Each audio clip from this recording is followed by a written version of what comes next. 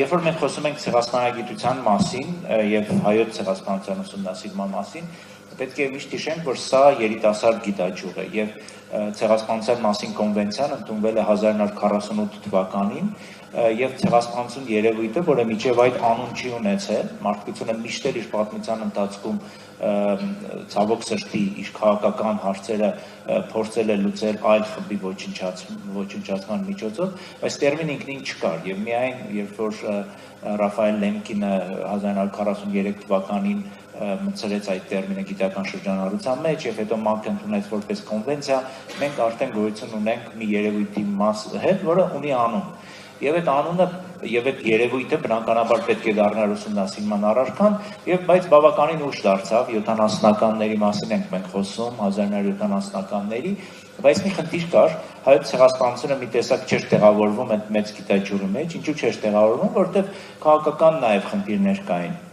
Խորհրդային միությունը շատ երկար տարիներ արգելում էր այդ թեմայով խոսել, եւ Հայաստանում նաեւ այդ թեմայով շատ մարդ չէր զբաղվում, եւ արգելքի պատճառով եւ նաեւ այն պատճառով, որ մարդիկ շատ դեպքերում դա չափազանց անձնական էին ընկալում եւ չէին կարծում, որ դա կարող է լինի գիտական հետազոտության թեմա։ Սակայն մենք հետո տեսնում ենք, որ 80-ականների սկզբից ցեղասպանագիտության մեջ մտնում է հայոց ցեղասպանության ուսումնասիրության թեման, մի քանի նվիրալներ կային, որ դա արեցին, Վահագն Դադրյան, Ռիչարդ Հովհաննիսյան, մարդիկ, ովքեր փորձեցին կոտրել այդ պատը, որ կար, եւ ժողովրդականության պայմաններում թուրք գիտնականների եւ նաեւ Թուրքիայի կողմից վարձվածավ այլ լազգի գիտնականների հակադարձումը հաղթահարելով այդ թեման մտցրեցին ցեղասպանագիտական ոլորտ եւ մի առաջի հետեւությունը կուզենամ անեմ, որ այսօր մենք պետք է հասկանանք, որ հայոց ցեղասպանությունը հայոց ցեղասպանության եղելությունը եւ կատարվածը ցեղասպանության կոչելը գիտական կոնսենսուսի, գիտական փոխհամաձայնության կատարված փաստ է։ Աշխարհում չկա մեկ ցեղասպանագետ, ով ճանաչված ցեղասպանագետ, ով ընդունված է գիտական շրջանակներում, ով շղթում է հայոց ցեղասպանության եղելությունը։ Այսինքն սա ընդունված այսպես թեզ է, ընդունված թեմա է գիտականորեն եւ 80-ականներից արդեն սկսվում է հայոց ցեղասպանության ուսումնասիրությունը, մի քանի հետաքրքիր փուլերով է անցել, կուզենայի դրանք ներկայացնեինք, եթե 80-ականներին եւ 90-ականներին այդ վաղ ուսումնասիրություններում մենք հիմնական խնդիր էինք դրել եւ դա հասկանալի խնդիր էր, նկարագրել ցեղասպանության ընթացքը, հայոց ցեղասպանության այդ մեծ աշխատանքներ ստեղծել, մեծ պատկերը ներկայացնելու համար եւ ինքը Վահագն Դադրյանը, ում նշեցի, ունի ֆունդամենտալ աշխատանք, կոչվում է հայոց ցեղասպանության պատմություն, շատ հայ գիտնականներ կան, որ փորձել են այդ մեծ պատկերը, այդ համայնապատկերը ներկայացնել, ստեղծում են աշխատանքներ։ Հիմա մենք կարող ենք ասենք, որ մենք գիտենք ինչ է տեղի ունեցել 1915-1923 թվականներին։ Ընդ որում մի հետաքրքիր պարադոքսալ մի քիչ երևույթ, բայց մենք այսօր ավելի լավ գիտենք ինչ էր կատարվում այն ժամանակ, քան այն տարիներին ապրող մարդիկ։ Պարադոքսալ բան եմ ասում, բայց այն ժամանակ կոմունիկացիայի վատ պայմանների պարագայում նաև մարդկանց շատ դեպքերում անտեղյակություն, շատ մարդիկ գիտեին ինչ է կատարում իրենց գյուղում, իրենց շրջապատում, բայց չէին կարող նույնիսկ պատկերացնել, որ այդ սարսափը կարող է տարածվի ամբողջ կայսրության վրա, ինչը եւ տեղի էր ունենում։ Այսօր մենք բավականին ուսումնասիրել ենք այդ թեման եւ ընդհանուր պատկեր ունենք։ Եվ այսօր փոխվում է ուսումնասիրությունը, մի շատ հետաքրքիր ձև է այն ընդունում, երբ որ մենք ուսումնասիրում ենք տարբեր բնակավայրերի օրինակները, օրինակ Դիարբեկիրի վերաբերյալ կան երկու շատ լավ հետազոտություններ, Հիլմար Կայզերը գերմանացի հեղինակ եւ Ուգուրոյնգուրը, ով Թուրքիայի քաղաքացի է, բայց քուրդ ազգությամբ գիտնական։ Մենք ունենք Այնթապի մասին Ումիդ Քուրդի հետազոտությունը, մենք ունենք Ադանայի մասին Պետրոս Տեր-Մատոսյանի ուսումնասիրությունը, Մուսալերան մասին Վահրամ Շեմասյանի ուսումնասիրությունը, եւ գիտեք, սա շատ հետաքրքիր ոլորտ է, երբ որ դու ցեղասպանության ուսումնասիրությունը էլի բերում ես այն դաշտ, որի մասին ես խոսեցի, անձնական պատմությունների, քո սեփական բնակավայրում տեղի ունեցող իրադարձությունների վերաբերյալ։ Եվ կարծում եմ, որ շատ հետաքրքիր է եւ շատ կարեւոր է այդ ուսումնասիրությունները շարունակել։ Մյուս կարևոր բանը, որ երի տեղի ունեցավ եւ այսօր ցեղասպանագիտական ուսումնասիրություններում մենք տեսնում ենք, դա հայկական ձայնի ավելի հնչեղ լինելը, ինչի մասին եմ խոսում, երբ որ մեր այդ հիմնադիր հայրերը, հայոց ցեղասպանության ուսումնասիրության այդ իրենց աշխատանքները գնում էին, եւ Դադրյանը, եւ Ռիչարդ Հովհաննիսյանը, իրենք փորձում էին խուսափել հայկական նյութերից։ Ինչու, որովհետեւ մտավախություն կար, որ ժխտողականները կասեն, որ սա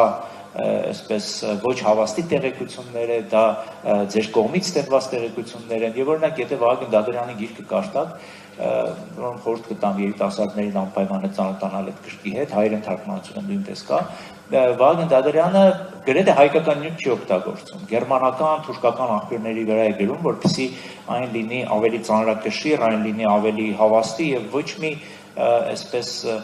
կասկածի տեղիք չթողնի օբյեկտիվության վերաբերյալ, բայց հիմա մենք շատ ավելի ակտիվորեն, շատ ավելի այսպես առատորեն գիտական ուղղում ենք այս անարտարությունը, որտեղ վերջին հաշվով մենք ունենք հազարավոր վերապրողների հուշեր, հազարավոր եւ այսօր երբ որ կասկածի տակ է դրվում հայոց ցեղասպանությունը, շատ տարօրինակ մի բան կարող ենք հարցնենք, բա ինչի մասին էին գրում այդ հազարավոր մարդիկ, ովքեր նկարագրում են իրենց անձնական կյանքը, իրենց փախուստը, իրենց փրկության պատմությունը, եւ միայն հայոց ցեղասպանության թանգարանում մենք 900-ի մոտ 900-ի չափ ունենք հենց անձնական պատմություններ գրի առնված եւ ձայնագրված եւ աշխարհի տարբեր համալսարաններում եւ թանգարաններում նրանք նույնպես պահվում են, այսինքն վերապրողների ձայները այսօր կարևոր նյութ են դառնում ուսումնասիրությունների մեջ։ Կա եւս մի կարևոր բան, միտում, որի մասին կուզենամ խոսեմ, ցավալի բան է իհարկե, բայց ցավոք սրտի մենք նոր մի թեմա ունեցանք, որը ստիպված ենք ուսումնասիրենք, դա Արցախի հարցն է։ Եթե նախկինում մենք խոսում էինք 100 տարի, 111 տարի առաջ սկսված եւ այսպես մինչեւ 1923 թվական շարունակվող հանցագործության մասին, այսօր մենք գիտական դաշտ ենք նաեւ ներմուծում Արցախի թեման եւ ասում եմ մենք չմտածեք որ խոսքս հայերիս մասին է, հայ գիտնականների, ես խոսում եմ ընդհանրապես ցեղասպանագետների մասին եւ դրա վերաբերյալ ցեղասպանագետների միջազգային ընկերակցությունը, մի կազմակերպություն, որը միավորում է 700 ցեղասպանագետի ամբողջ աշխարհի, ունի ընդունված երկու բանաձև, որից առավել այսպես ուժեղը դա 2024 թվականի հոկտեմբերին, եթե չեմ սխալվում, ընդունված բանաձևն է, որը անվանում էր ինչ որ կատարվել է Արցախում մարդկայնության դեմ հանցագործություն, ռազմական հանցագործություն եւ ցեղասպանական գործողություն։ Այսինքն իրենք ցեղասպանագետները արդեն իսկ այդ գիտական փորձաքննությունը կատարելով եկել են հանգել են այն եզրակացության, որ այն ինչ կատարվել էր Արցախում կարող է որակվել որպես ցեղասպանական գործողություններ։ Եվ նաև ինչի է սա կարևոր, որովհետև թեման դառնում է ոչ միայն հայկական ուսումնասիրությունների թեմա, այլ միջազգային ուսումնասիրությունների թեմա։ Անցած տարի մենք գիտաժողով ունեինք, ցեղասպանագետների այդ ընկերակցությունը 2 տարի մեծ գիտաժողովներ է անցկացնում 200-300 գիտնականի մասնակցությամբ եւ անցած տարի մենք ունեինք այդ գիտաժողով Բարսելոնայում էր եւ այնտեղ երևի 20-ից ավել մոտ 20 բաներ կային, զեկույցներ կային նվիրված Արցախին։ Ու էլ եմ նշում, դա ոչ միայն մեր հայերիս այսպես ելույթներն էին, այլ նաև կային այլ ազգիներ, Ադամ Միլլերը կար, Կանադայից գիտնական, Մելանի Օբրայնը կար, Ավստրալիայից գիտնական, այսինքն այս թեման ուզենք թե չուզենք, քաղաքական ինչ նպատակահարմարություն մենք այսօր ունենանք, ինչ ուղղությամբ այսօրվա Հայաստանի իշխանությունները փորձեն տանեն այս թեմայի ուսումնասիրությունը կամ քննարկումը, սա արդեն կատարված իրողություն է Արցախի թեման այլևս ցեղասպանագիտության ուսումնասիրությունների մեջ է։ Իմ գործընկերները կշարունակեն այս թեման, դրա համար շատ չեմ ուզում խորանամ այս թեմայի մեջ։ Եվ մի բանի մասին էլ խոսեմ, ու երևի սրանով ավարտեմ, կա մի հայտնի գիտնական ցեղասպանագետ Հենրի Թերիոն 4 տարի շարունակ ղեկավարել է այս ընտրված նախագահն է եղել, նախագահել է ցեղասպանագետների միջազգային ընկերակցությունը 2019-ից 23 թվականը եւ Հենրի Թերիոն մի թեզ ունեի, ընդ որում այդ թեզը ինքը վաղուց էր մշակել 16 թե 17 թվականին դրա մասին հոդված ունի գրած, որտեղ ինքը ասում է, որ մենք հայոց ցեղասպանությունը ուսումնասիրելուց մի քիչ սխալ ենք ընկալում ամբողջ կատարվածի, ամբողջ մտադրությունը եւ ինքը առաջ էր քաշում մի թեզ, որ մտադրությունը դա Օսմանյան կայսրության կամ Արևմտյան Հայաստանի հայերի ոչնչացումը չէր։ Մտադրությունը հայկական տարը ընդհանրապես այս տարածաշրջանին վերացնելու մեջ էր։ Եվ ինքը ունի մի թեզ, որ ասում էր Արևմտյան Հայաստանը իրենք նվաճեցին, բնաջնջեցին եւ 100 տարի պահանջվեց իրենց մարսելու այն ինչ որ իրենք արեցին եւ հաջորդը կարող է լինի Արցախը։ Ինքը դա գրել է ապրիլյան պատերազմից հետո եւ իր հենց մտավախությունը դա էր, որ եթե Արցախում նույն բանը տեղի ունենա, իրենք կմարսեն նաեւ Արցախը, որը ժամանակ դատարկ կտան եւ երրորդը կթեքվեն դեպի այսօրվա Հայաստանի Հանրապետությունը։ Ես չեմ ասում դա սարսափեցնելու կամ ինչ-որ ահագնացող բաներ խոսելու մասին, ես ուզում եմ ասեմ, որ ցավալիորեն մենք ապրում ենք այդ իրողությունների մեջ եւ աչքերը փակելով եւ այդ ցավալի իրողությունների մասին չխոսելով եւ դրա մասին այսպես քննարկումները սահմանափակելով, չգիտեմ, արգելելով, հարցը չեն լուծում։ Եվ հակառակը, երբ որ մենք փորձում ենք ավելի այսպես ավելի պրագմատիկ նայենք, երբ որ մենք հաշվարկում ենք բոլոր վտանգները, բոլոր սպառնալիքները, որոնք մեզ շրջապատում են եւ դրան adekvat գործողություններ իրականացնում, հնարավորությունները դա կանխելու, հնարավորությունները դա այսպես դրա դեմ առնելու ավելի մեծ են եւ վերջին բանը նաեւ սրանից բխող որ կասեմ դա այն է որ ցեղասպանագիտությունը նաեւ ինչու է կարեւոր այս թեման ուսումնասիրել ցեղասպանագիտությունը դա կիրառական գիտություն է ի տարբերություն շատ այլ հումանիտար գիտությունների որոնք շատ դեպքերում ավելի այսպես ֆունդամենտալ են եւ այսպես հիմնարար գիտելիքներ են ստեղծում արտադրում ցեղասպանագիտությունը ինքը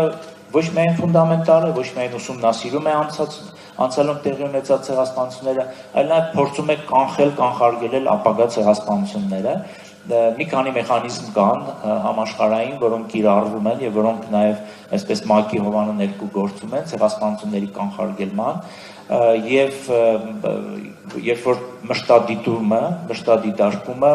ատելության խոսքի քննումը, քաղաքականության իրականացումը, չգիտեմ, նախկին այսպես վերաբերմունքը փոքրամասնությունների նկատմամբ, այդ ամբողջը մոնիտորինգ է արվում եւ կա այսպես աղյուսակ, որով օրինակ